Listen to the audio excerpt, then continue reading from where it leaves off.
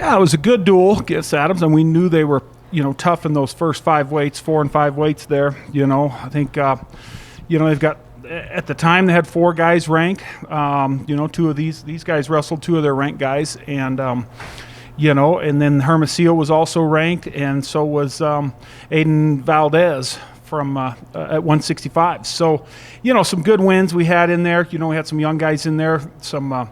Dylan Ranieri did real well at 57s, getting a win there. And then also getting back, Daniel Magana wrestled well at 141s, wrestling. He's a freshman, wrestling a guy that's been around for a while in Flores. So, I thought they did really well. Got rolling there, gave up a couple there early that we knew were tough guys. These guys went out and wrestled tough, but didn't come out on top. But, in the end, we won a duel there, so we were pretty excited about that. And it's always good to, when you're wrestling somebody that's that, highly ranked to get a win there. So. Then looking ahead, you got Chadron State on Thursday, and then a tough duel against Colorado School of Mines on Saturday. What can you say about that?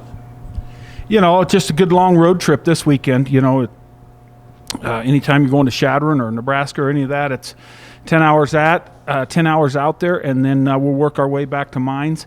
Chadron has a young group this year. I think we'll wrestle them pretty tough. They wrestled Kearney last weekend, and Kearney got the best of them. So as we know, we wrestled Kearney pretty tough earlier in the year. So I think we'll wrestle Chadron tough. Colorado School of Mines has got a good solid group. So we told the guys yesterday that better strap it on against Mines. They've got some good solid guys. So we'll see how it goes, and we'll finalize that on the trip on the way back. Questions? So guys, now that you're kind of in more of a normal routine of having some matches and all, it looks like this team has kind of really latched onto that building. Can you just kind of tell we've gotten some competition? It's really made you ready for whatever happens? Yeah, it feels great. We're really fortunate that we were able to compete early on, and I think it just gives us a little bit of an edge on the teams who weren't able to do that, and a little bit in the fall and more into the spring. So yeah, I feel like we just ready to keep competing, stay healthy.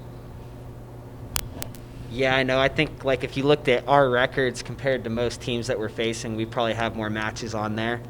And I think it's not just showing in the numbers, but I feel like we're more prepared mentally probably than a lot of other teams we've been building for a while. And I know we were talking about that in the room the other day, that we're trying to really build and jump to those next levels at this point in the season.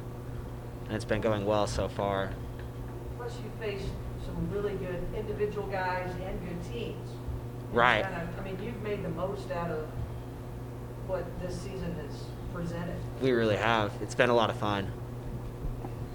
Well, we've been fortunate that we've been able to compete a couple weeks in a row. A lot of teams aren't, and maybe on a week, off a week. And, this will be the third weekend in a row if everything goes well for us and we all look good as far as the end of the week and that. And so I think that'll pay off in the end when we'll take a couple weeks off after, this weekend and just kind of prepare. We'll have the final two duels against Western and CSU Pueblo, which will be the 11th and 13th of February, about a week and a half before regionals. So those two duels will help us out there getting ready, and then we'll be able to give these guys a little break. The last 2 weeks they've been to Hayes and in a 2-week time frame, Hayes and Chadron. So that's a good long road trips for these guys.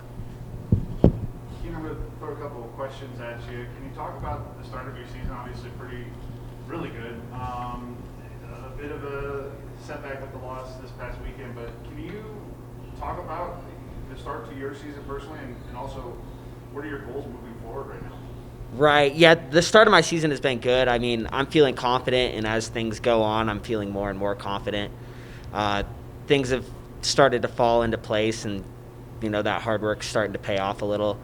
But, my goals moving forward, I definitely want to be, one of those last kids standing, one of those kids that makes it up on the podium at the end if we do get a national tournament. And that's been my goal really for a really long time. Ever since I was a little kid, I've always looked up to the kids at the college level who were doing well and kind of were like heroes to me. So, I'm just going to keep working hard and hope that payout comes, and believe in the process, and I think it will. I got a great wave that I'm riding right now with my team, my support, my practice partners, my coaches. So things are going really well. It's just an exciting and fun journey. So.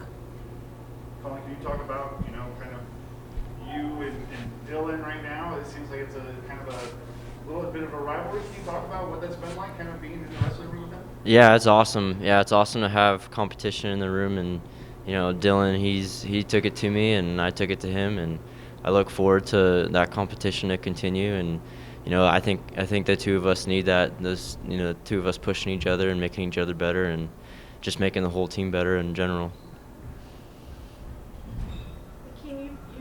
You're the guy who kind of has to get this team going. You're the first guy out. What is that mentally? What do you do to prepare to try to get this team going right off the bat? I guess I like that spot. It is nice to get it out of the way and then be able to support my team and not have to worry about my match in front of me. But it's something I've been doing for a long time, I guess. Even when I was in high school, I was 106 or 113. So I'm used to being the first guy that goes out there. And, I like to get it going. I like getting pins. I like to think that I'm somebody that does that. It hasn't been happening as much this year. I'm hoping to get more pins and get more energy going. But I know that's important, getting that energy going, and then it's nice to pass it off to Collin right afterwards. So,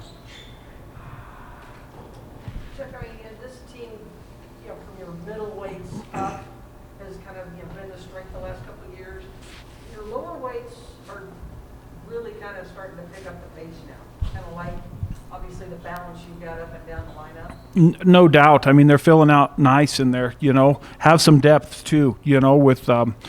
And it helps that they have a free year, some of our young guys, so we can plug in guys anytime right now. So that helps the depth there as well. But, yeah, they're filling in real nice. And give, if we can get a couple wins out of those first 2 and 3 weights, 4 weights, it sure helps to, roll in there with the experience of Fred Green and those, 4 national qualifiers. And then that helps going in with Gabriel Carranza's final match, hopefully, like the other night. He could just go out and wrestle, and that's what I told him. Just go out, have fun and wrestle. No pressure on whether you pin or not get pinned or that type of deal. Just go out and wrestle.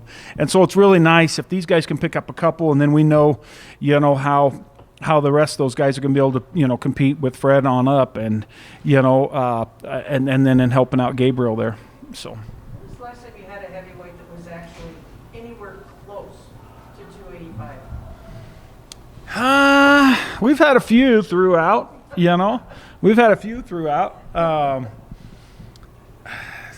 What was Jordan Purcell? He was only like 250, though. 250, Yeah, 240, really. yeah. Clayton Voitila was, up in the 270s maybe, wasn't he? No, he was lighter, wasn't he? Like 230. Yeah, 230, 240. Yeah. Yeah. Paco, those guys, 197. yeah, they started in 2010, those guys. So it's been a long time, Patty. Yep. So, and you look at that with like where Gabriel's at, and he wrestled 220s in high school. Thought about cutting the 97s, but we have Donnie in there. Donnie's so strong, and we'll get Donnie another year if he decides to wrestle again. And we just started pushing him towards a heavyweight there, and it wasn't super hard. He's up to 230. He fluctuates 10 to 15 pounds in a week or whatever it is. And he'll be up to 235 or whatever. But if he could get around the 240, you see guys at the Division I level that are winning the national tournament at 230 pounds. 240, they just move well. And as you see Gabriel wrestle, he moves well. And his hand fighting is well. He moves his feet well. He's not just standing out there in one spot and pulling, and he has a good shot. And we just got to keep working on that. And I mean, like I said, you see a lot of those Division I, and there's some big ones. There's some big hosses for sure, but there's some good ones that have wrestled in the 240s, 235s. When you look at it out there.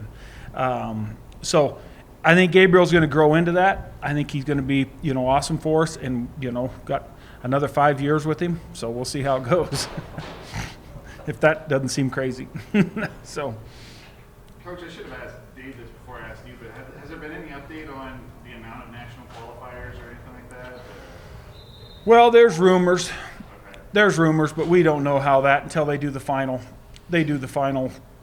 How that's going to work. It's hard to say with some regions that have 10 or 11 schools. and where we've dropped back to 7, how that's going to look. Region 1 has 5 teams in those, so we don't know what the outcome's going to be and how that's going to be made up. To that end, does it make your job more complicated or uncomfortable, I guess I should say? Well, trying to assess where you're at. Realistically, you're gauged on, duels are great to have duels. RMAC title is based on duels now. It used to be a tournament, and then it's been a lot of different things since I've been here. So duels help with winning the RMAC championship. That's one of your gauges to see how well you did this year, your dual record. Your next gauge, you'd like to win the regional, no doubt that's a gauge, but then your national qualifiers. How many guys are you sending? Last year we sent 5 guys, good number. Our biggest year was 7 guys we've sent. And so when that cuts that back, what you look at is, okay, if you qualify 4 or 3, depending on what that number is. It just, on the outside looking in, and the fans don't really know, they only qualified 3 guys this year. Well, you don't understand that number, maybe that dropped, Overall, they're dropping 25% per sport. Am I right on that? Yeah, they're dropping 25%. So, I don't know what that number is for wrestling, but we'll, kind of look at it. Who knows? It could be 2 qualifiers plus 3 or something like that, wild cards or whatever it may be. We don't know, and I'm sure decisions are going to be made in the next 10 days or so, I bet, because we're starting to get there. We need to know what direction to go and how to proceed. So. This is kind of circling back, but I'm just curious with preparation. When you guys know you have tough individual matches coming up or specific weight classes at a school, does that affect your guys' preparation, or is it kind of every week do the best like I can do, or how does that affect you guys? Well, I think we coach our guys as a team, and we work individuals with them as well. Coach Mendoza gets in there, watches film with them, and goes through film individually with the guys. So, goes over who we may be wrestling the next opponent. We always have film on guys from previous years, or nowadays you can Google a wrestler and it'll come up, and you can go on and watch matches. It can go right to a tournament and at least take a look at the guy and see what he has right off the whistle, any of that type of stuff. So that always helps, but individualized. But I think as far as practices, we look at what we need to do overall as a team. We're struggling on the bottom as a team. Okay, work on the bottom. Because no matter what, no matter how much you work in one position, you can always work it more. Sometimes, you may, early in the year, bottom's one of the hardest positions. And when you bring in high school kids, they struggle the most on the bottom. So you may, hey, we got to really back up and work on some bottom position. But really, we're not as much individual coaches as we are team coaches, and work on team stuff week in and week out by the most part.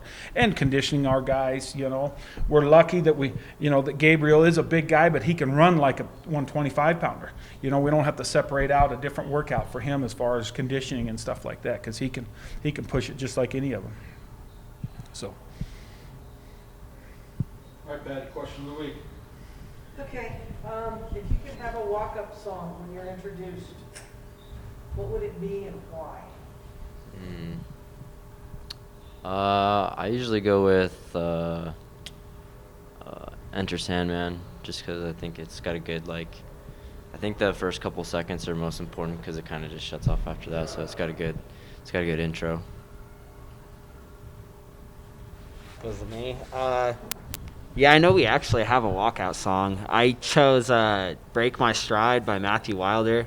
And I just chose that song because I remember I was hiking this summer, and it was stuck in my head. And I had the thought, hey, if I had a walkout song for wrestling, I might use this song. So that's what I chose. I'm thinking back in the day we had walkout songs on we'd have to bring them from a cassette player or an 8-track. No. I don't know. I'd say, I'm a Garth Brooks fan and like Friends in Low Places, just because it's simple and that's kind of how I roll, So, but Eye of the Tiger, back in the day would have been one that probably would have chose. So, anyway.